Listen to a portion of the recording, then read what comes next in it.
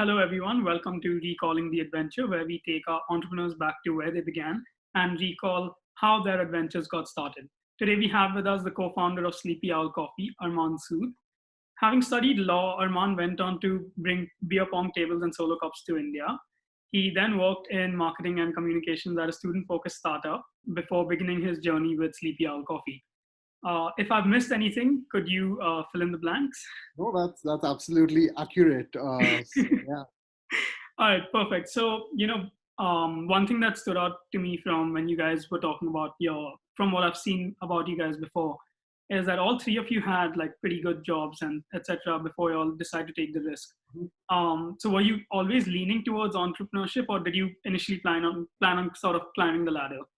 So I guess if you like you mentioned my career trajectory a little bit, right? I joined law school with the intention to become a lawyer, but obviously, we started a small venture retailing bar accessories, beer pong tables, beer pongs. We imported these from China, and that was kind of our first entrepreneurial stint, right? Right. So we got the taste of blood in law school itself at a young age, right?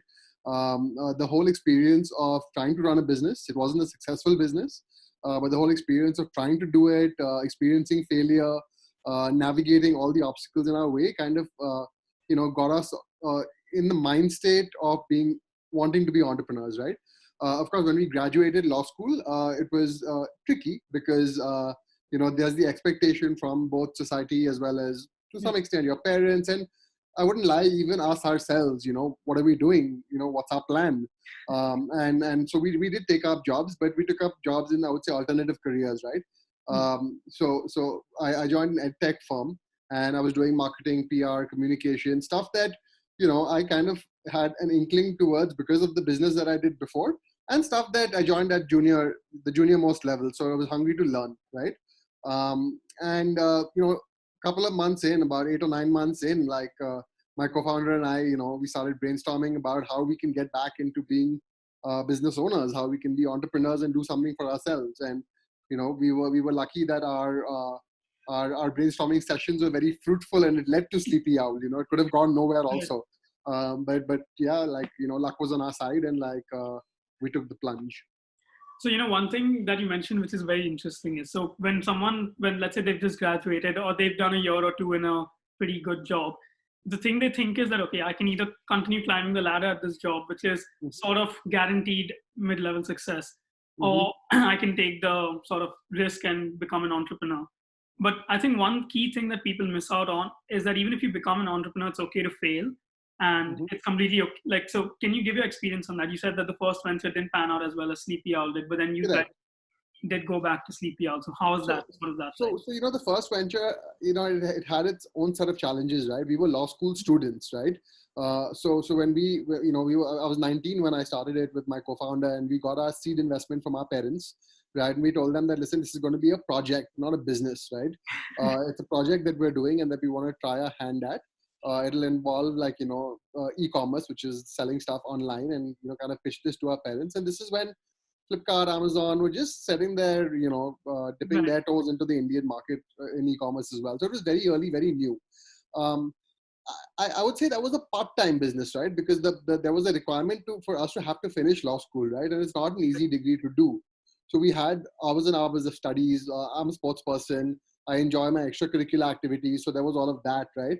So it was a shit show, to be honest. I didn't sleep for 3 years, right? So I Wow. had to compromise on one thing. So it was my sleep, which I regret in hindsight. I think it was the worst decision to make. But anyway, it was we had a great time while we did that, and failure, I think, was almost inevitable because he was so young, and yeah, but it taught us a lot, everything we learned, all the failures, all the mistakes, right? Like when we started Sleepy Owl, we could look back and be like, okay, we're not doing it this way because we know that way doesn't work, right? So all of those things came in handy, like in a major way, right? So that's failure and success from the entrepreneurship side, right? But I guess me as a person, having played sports, having participated in extracurricular activities at a competitive level, whether it's debates or moots, right? I mean, you're failing all the time, right? Like you don't win every single competition you go for, right? So it's failure and success at a day-to-day level that I think really groomed me for the risk-taking capacity that a startup requires, right? Right. So it's not that I would say that, okay, you must be able to be prepared to experience failure in business, right? It's in the DNA of the entrepreneur itself, right? As the person himself or herself needs to know and how to handle failure, how to navigate failure, right? So I Right. think that's where I benefited, because it was in my nature to, be okay with failing and taking risks. And then Sleepy Owl was a big risk at the stage that we did it at. But we were fairly confident that, you put your heart and soul to it, it'll work. Right. Yeah, I think it's nice that you talk about failure so casually. I think people put too much heft into the word when Mm-hmm. it's something that everyone faces and everyone is going to counteract that every day in their life. So it is good to see so many entrepreneurs talking about it casually. It sort of gives a little more hope to us. I must also, since you mentioned the fact that I'm talking about failure casually, right? Like, I think I come from a certain amount of privilege to be able to talk about it casually as well. Not every entrepreneur can experience failure and bounce back easily. So I think it's one of the major factors that comes in here is your environment, right? My parents encouraged failure. My peers encouraged failure. My law school was okay with a certain amount of failure. So it was in and around me, right? So I knew that, okay, like, I have a certain amount of things to kind of fall back to for support, right? Right. So you're a person, I believe a person's ability to withstand failure is a factor of your environment, upbringing, surroundings, friendships, all of that, right? So that's one thing that I would like to point out. No, it's a very interesting point, and it's not usually easy to acknowledge that you can be casual about failure because of certain privileges that you might have had. So that's also very Even starting up, I think is a privilege, man. Like, like my parents were not against me switching from law to entrepreneurship. They were supportive, in fact, right? right. When you talk about seed funding from friends and family, बहुत easy चीज है बोलने को. Yeah, seed funding from friends and family ले लो. Right? Friends and family have to be there to back you, right? As well. Right. So for us, again, our parents were supportive enough to give like a little bit of seed money to give us that push, right? We didn't have to go searching for it. So again, these things make our ability to withstand failure slightly easier. Fair enough. So, okay, so let's start off with our first challenge, which is for you to describe Sleepy Owl Coffee in just 3 words. Okay. Uh, Convenient, innovative, and delicious. Okay, I guess that is a good sort of summary of the brand. I wanted it to be quick because I didn't want to think too hard and make it up. So these are the first three things that actually came to my mind.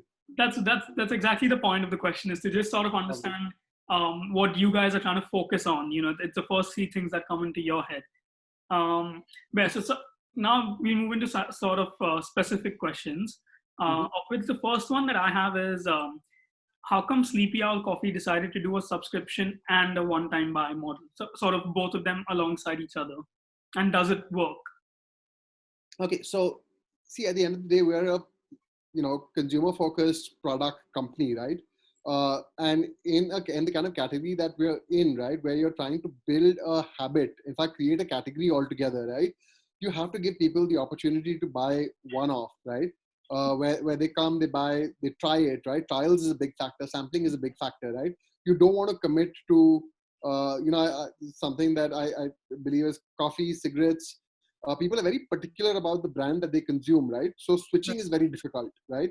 So we need to give people the opportunity to try what we have to offer, and if they like it, they'll keep coming back, right? And it's only a certain percentage of the audience that actually gets hooked or addicted to want to subscribe, which basically means that it becomes a part of their daily routine, right? Where they want it on a regular basis, right? So I mean, I look at my own behavior, right? There are some products that I buy, and then maybe a month or two later I buy again, and then I don't consume it for a while, and then I buy it again. So I would not subscribe to them, right? Mm-hmm. Whereas there are some products that I know that I want on a regular basis because I'm absolutely convinced that it fits my lifestyle, it is a need, the price point is perfect, all of those things fall in place, and then you subscribe. So I think brands, early stage brands in new categories cannot do one or the other. You have to do both, right? Where the one time is for your general consumer and the subscription is for the customer that is hooked and that wants a better deal with a regular frequency. Having said that, also the subscription economy in India is far from mature, right? So Right. to be only dependent on that is extremely tough.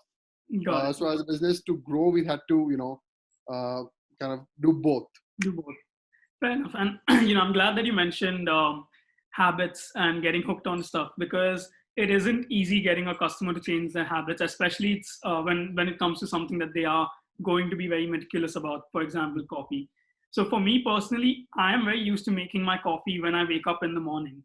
Mhm. And I remember that the first time I bought a Sleepy Owl cold brew, I read on the packet after buying. This is after buying it. I read on the packet that you brew it for 12 to 24 hours. And I Mhm. was like, oh, like I was thinking, okay, now what do I do? So then I was like, I bought it already. So I was like, okay, fine. The night before, I brewed it for 12 hours, and I ended up loving it a lot more than my normal coffee. So I continued.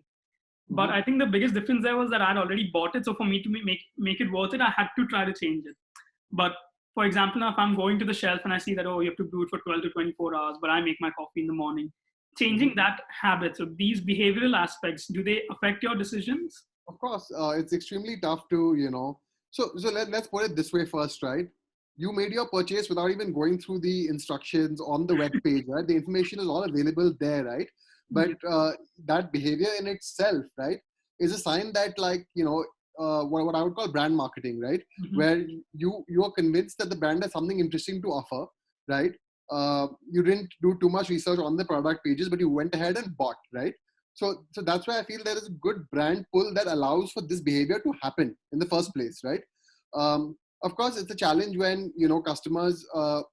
So cold brew fundamentally needs to be brewed overnight, right? That's what cold brew is. By the nature of the product, it needs to be brewed overnight. So a customer who gets it and then says, "Oh shit, I didn't know," and ab nahi karna, that's not possible, right?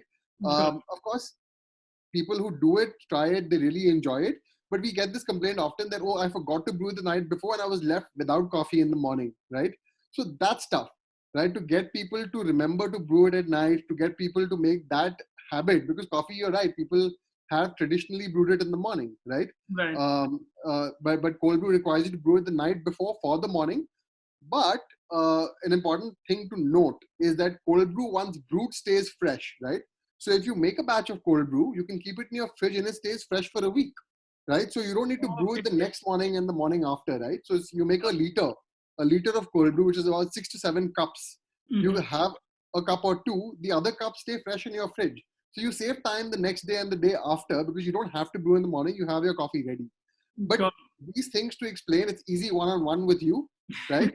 But it's very tough to really get through to consumers, especially when an example like yourself who didn't even read before ordering, right? yeah. So you can't have all of this information. Even if you have all the information, it's tough to get it through to the customer. That's the thing. Like I do consider myself a coffee lover, but I'm not a coffee connoisseur. So I don't know that like for me, my coffee loving is a cold coffee, which I make every morning. Mhm. Um but yeah, that's the thing. That's why when I tried this and I did the entire method the way it's meant to be according to the instructions, it did change my outlook on good coffee.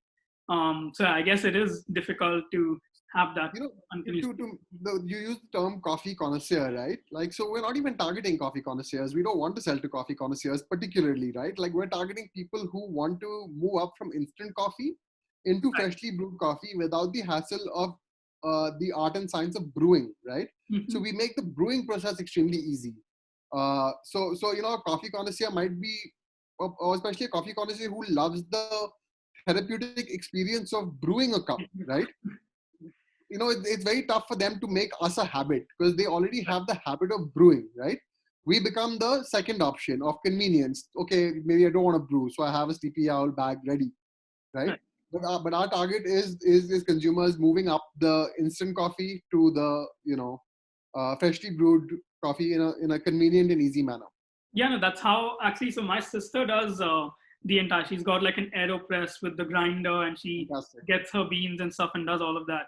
And she told me that you should really try brewed coffee, which is why I went and got. I said fantastic. I'm not going to buy an aeropress. I'm not going to buy a grinder. I can't. So I think yeah, you've hit that your target pretty well actually, and that I mean I'm just saying that from personal experience. So I think now it's been what 4.5 years since you guys Exactly. began. Yes. So Mhm. I mean, obviously, throughout the road, you must have hit some bumps and bruises. But what is one thing that's kind of sort of positive that you didn't expect that Sleepy Owl would bring you?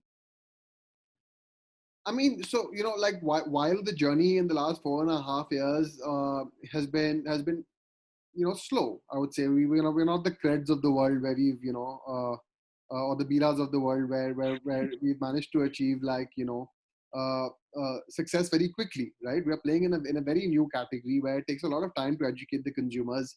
So what I didn't expect was the brand having the recall that it does, or the affinity and the customer love that it does, right? So while like it's going to take a lot more years to really penetrate the market and get a lot more customers hooked on to freshly brewed coffee and our products, right? But I think people appreciate what the brand stands for, the way we market ourselves, the way we communicate with our customers, Right. our support, our engagement with the customers. So that's something that has positively surprised me. Like it's nice to receive this love from customers and non-customers, right? Like even if someone is not a customer but has heard of the brand, uh, you know chances are that they have either heard good things or have good things to say, which is a good feeling. I think as an entrepreneur, you feel like, okay, you're onto something, and that you're making a headway into the larger mission.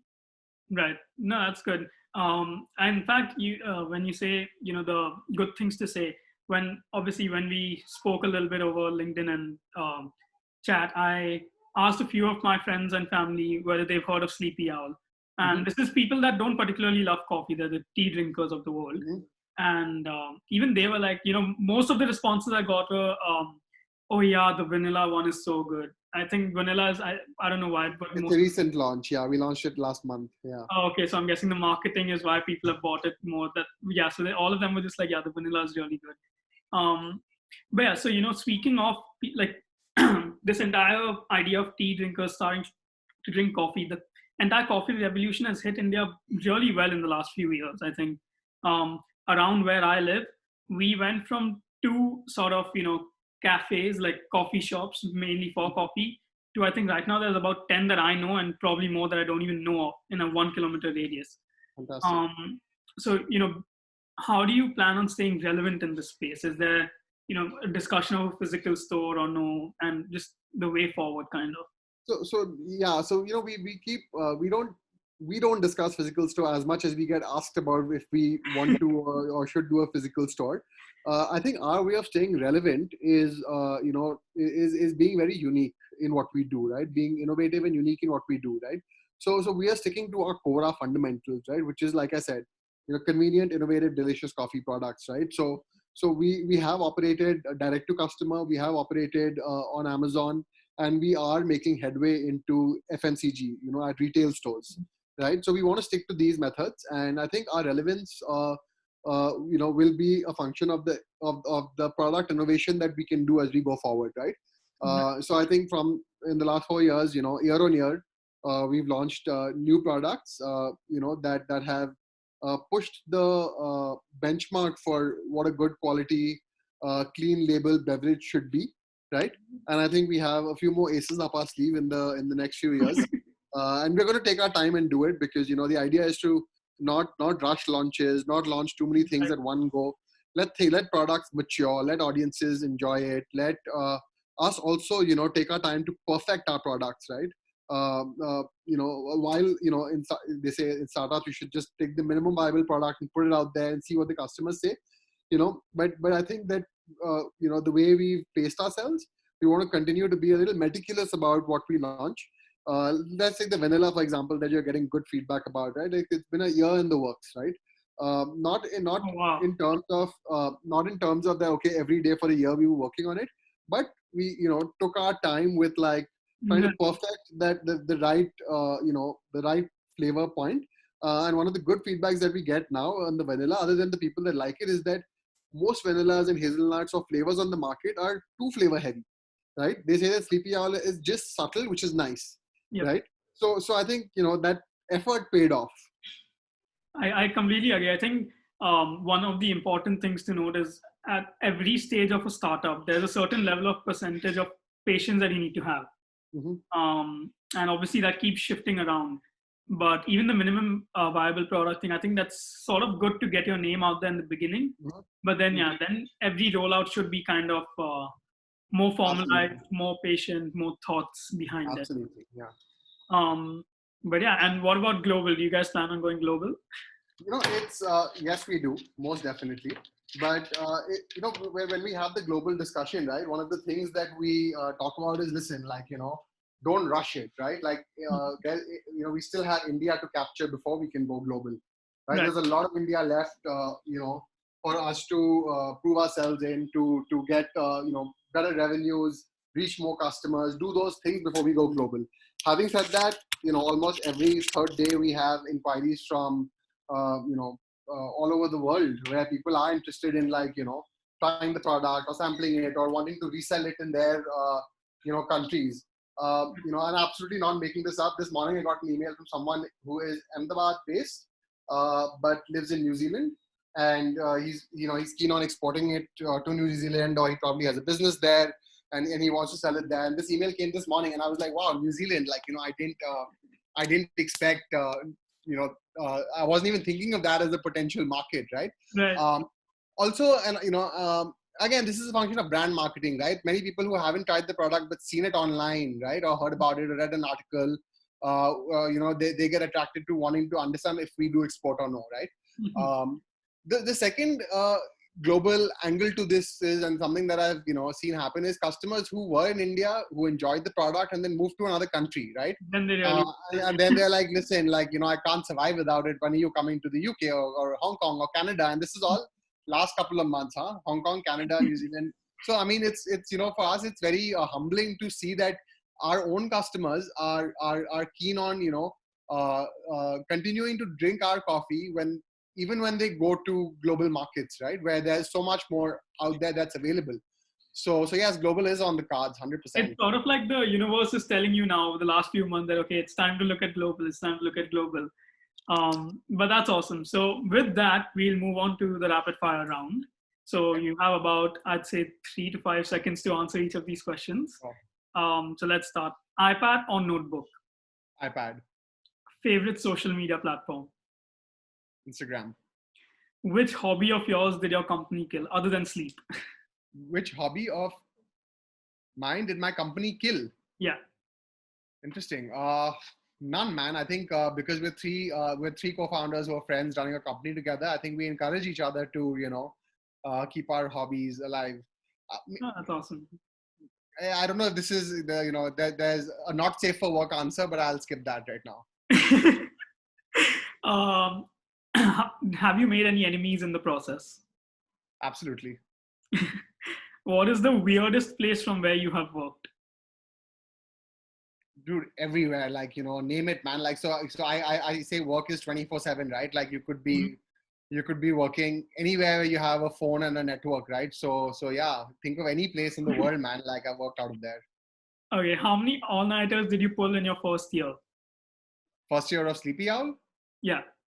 More than I have in the second, third, and fourth year. Did you ever question whether it was worth it? No. That's awesome. And so that concludes our final segment. We'd really like to thank you for giving us your time. You were an absolutely great guest. It was fun having the conversation with you as well. And is there like sort of like a motivational quote or learning that you'd like to leave the audience with? I thank you so much, Anush, for having me on this. I think it was an absolute pleasure to chat with you. It was a fun segment, quite entertaining to do. I don't think, personally, I'm there yet to share a motivational quote. I think there's a long way to go before I reach a place where I can do that. But I think a learning or an advice is that, if you have that itch, scratch it. Oh, I love that. That's going to be the title for a video for sure.